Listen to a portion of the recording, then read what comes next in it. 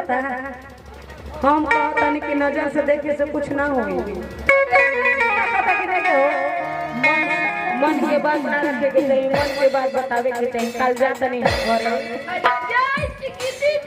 कि मरही के बाटे ता अरे मारे जाना चाहे के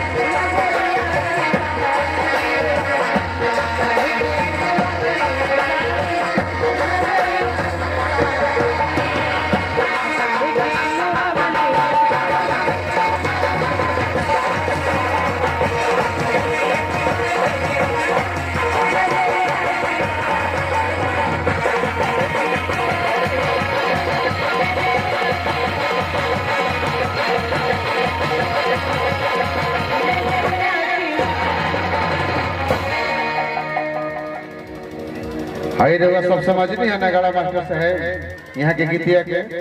सब कल टिकट हुआ, कल टिकट हुए से कि अब खरमास भर खरमास बाबा कहतर नहीं है कि टिकट हुआ,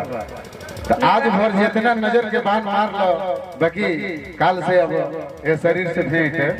ना हो, फिर 1 महीना के बाद सतुआन नहीं आ। कहते हैं कि नए नए छुरी से कटारी हो गई, वो सब दोनों आदमी के परिचित रहल बाटे लचका, दोनों आदमी के काहेला चुन के दोनों आदमी के धले बड़ा जा बस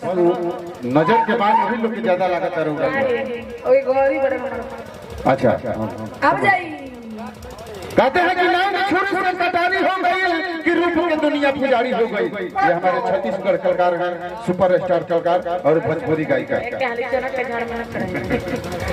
हैं कि नाम छुरी से कटारी हो गई कि रूप के दुनिया पुजारी हो गई।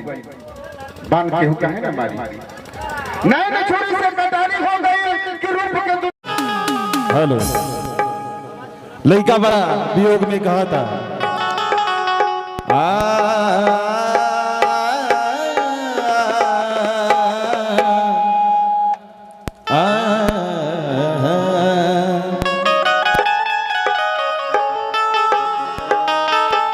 एगो गाना रहो सब सुन ले हो खब जा।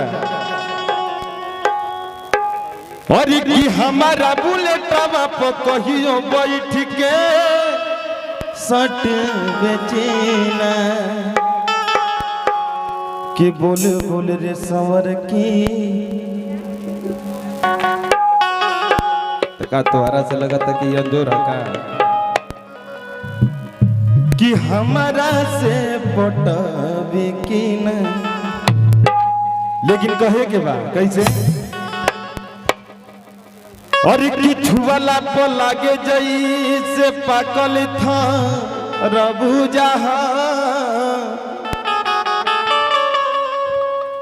कि फकला पर लागे जई से मकई के भूजा बाहर करे जा बा डाह दो कि सब के छुवेला तो कुछ नहीं बोलेलू हई मनो जब छुएला तो कहेलू बेहुदा।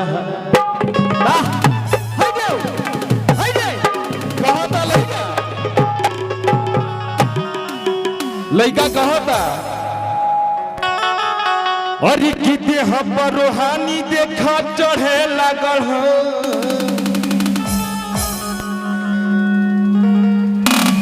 तो बुझी हो जवानी देखा चढ़े लागल हो तो देखी बोरी बोरी चीज खखोरी कि सब ढोढ़ी खाने ढोढ़ी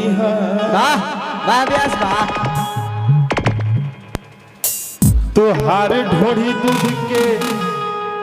कटोरी